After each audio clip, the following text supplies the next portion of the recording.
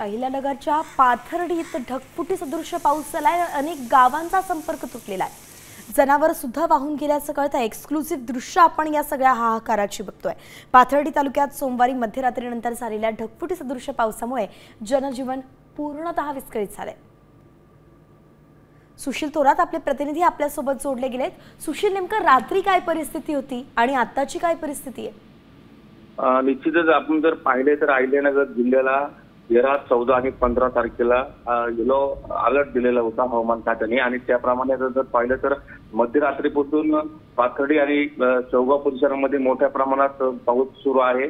अद्यापही त्या ठिकाणी पाऊस सुरू आहे आणि या अतिवृष्टीमुळे जर आपण पाहिलं तर ठिकठिकाणी पुराची परिस्थिती निर्माण झालेली आहे। अनेक गावातील जे जनावर आहेत, गाड्या आहेत, त्या वाहून गेलेल्या आहेत। पाऊस थांबत नसल्यामुळे सध्या तरी प्रशासनाला मदत करण्यासाठी अडथळे निर्माण होत आहे। मात्र तहसीलदार असतील, प्रांत अधिकारी असतील, स्थानिक नागरिक असतील, हे ठिकठिकाणी जाऊन मदत करण्याचा प्रयत्न करत आहेत। मात्र पाऊस थांबायला तयार नसल्यामुळे आणि पावसाचा मोठा दबाव वाढत असल्यामुळे पाणीही मोठ्या प्रमाणात ठिकठिकाणी साचलेले आहे।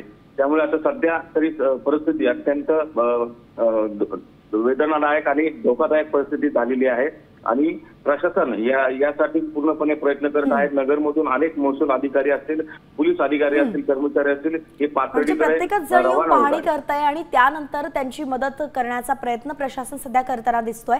धन्यवाद सुशील, अगदी सविस्तर अपडेट आपण दिली।